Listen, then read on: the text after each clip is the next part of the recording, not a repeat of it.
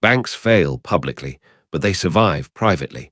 That sounds like a contradiction only because we've been taught to think about collapse in a very specific way. Here's the part most people don't realize. When a major bank collapses, the outcome is usually already decided. Not loudly, not legally, just quietly. Long before the headlines, long before the panic, long before you hear the word crisis. And that leads to a question almost no one stops to ask. Who actually profits when banks collapse? Stay with me here, because once you see how this works, you won't be able to unsee it. And you'll also understand why it's almost never explained this way. We're taught a simple story. Banks take risks, they overreach, they make mistakes, they fail, and taxpayers bail them out. End of story. It's neat, it's comfortable, and it feels morally complete. There are villains, there are consequences, and everything seems to make sense. But then you look closer. The biggest banks don't really disappear. They don't vanish the way failed companies are supposed to. They don't leave behind empty buildings and forgotten brands. Instead, they merge, they get absorbed, they're restructured, they're stabilized. The name changes, but the influence doesn't. Executives don't end up in courtrooms. They quietly move on. And almost every time, the same pattern appears. The people at the top come out fine, markets calm down with surprising speed, and the panic, which a moment earlier felt existential, simply fades away. So here's the thing. If failure is supposed to be catastrophic, why does it feel so survivable from the inside? That's where the story starts to break down. Because what's missing isn't another regulation or a tougher speech or better warnings. What's missing is a deal. Not something written for you, not something explained to you, and definitely not something you ever agreed to. Once you see it, bank failure stops looking like an accident. It starts looking like a process. Let me give you something concrete. When a serious banking crisis hits, governments don't start with bailouts. That part usually comes later, if it comes at all. The first move is much quieter. Emergency liquidity. It sounds technical and boring, and that's exactly why it works. Emergency liquidity doesn't trigger the same political pushback.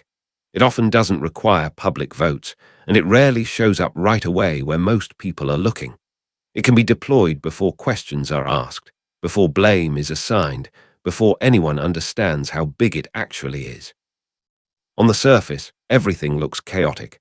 Markets swing violently, news anchors shift into crisis mode, and every headline feels urgent.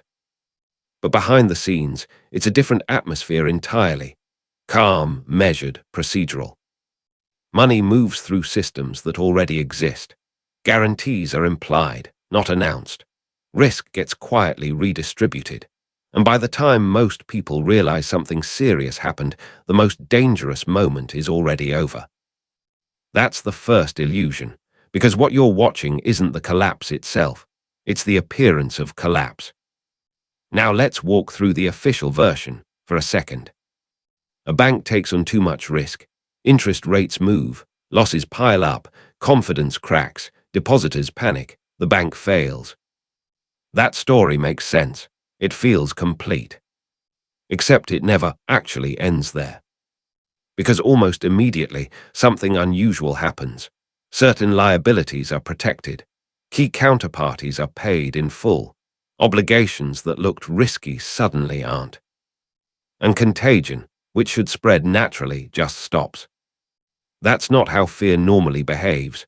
Fear multiplies, it spreads, it looks for exits. This doesn't. Which means this is fear resolving itself. It's fear being managed, stabilized, choreographed. Now look at the order of events. Stability comes first. Explanations come later. Reform comes much later.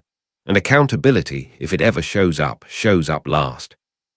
The system prioritizes survival over understanding. So here's the uncomfortable question. If bank failure is spontaneous, why is the response always ready? Why do the tools already exist? Why does the same playbook appear again and again? It's almost as if failure itself has been anticipated. And here's where people usually jump to the wrong conclusion. This isn't about secret meetings or hidden conspiracies. The system doesn't work that way. It runs on precedent. It's a standing understanding, built through repetition, shared risk, and mutual exposure. Because letting a major bank fail violently doesn't just punish the bank, it threatens everything connected to it: other banks, pension funds, insurance companies, even governments. Modern finance isn't made of individual blocks, it's woven together. Pull one thread too hard, and the whole fabric starts to tear. So the deal activates, quietly, predictably, almost invisibly. And once you understand this, the system becomes readable. Here's how it usually works. First, certain risks are quietly insured. Not everything, just the things that matter most. Deposits that keep confidence intact. Interbank obligations that keep money moving. Exposures that simply can't unwind safely. Nothing gets announced. It doesn't have to be. Markets don't need a press release. They need certainty. Second, liquidity shows up without ownership changing hands. Money flows in fast, but it isn't called a bailout. It comes through facilities, windows, and backstops. Temporary on paper, essential in reality. And this part matters. Control doesn't change. Leadership stays in place. Decisions are made by the same people. The institution survives without ever being formally saved. Third, time is bought.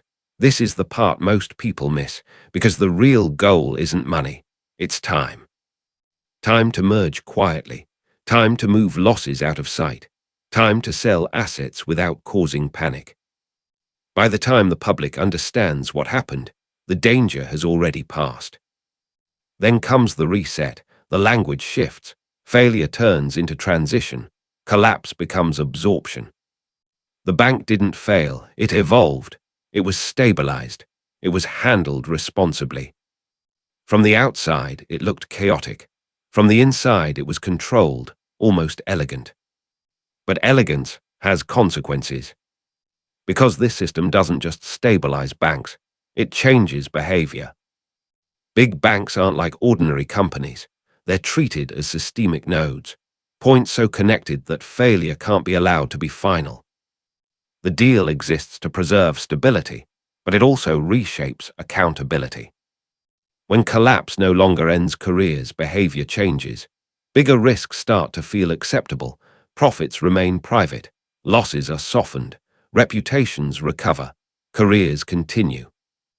And the cost doesn't disappear. It spreads slowly and quietly downstream, not as a bill, not as a vote, not as a headline.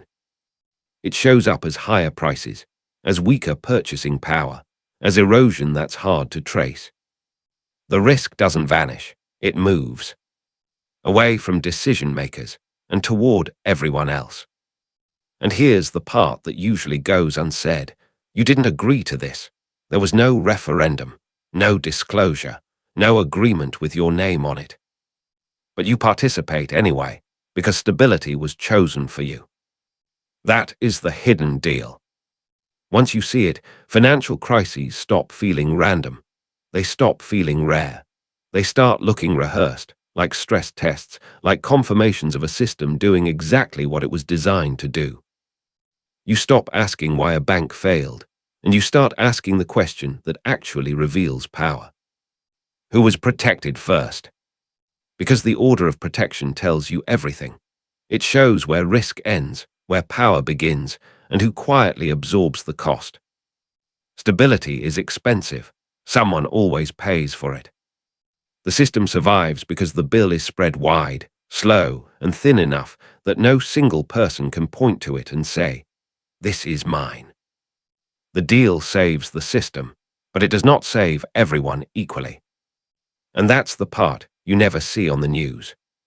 If this changed how you see collapse, rescue, and stability itself, then you're ready for what comes next. Because next we follow the cost further downstream, not into markets, not into balance sheets, but into real lives. Until then, watch what doesn't get announced.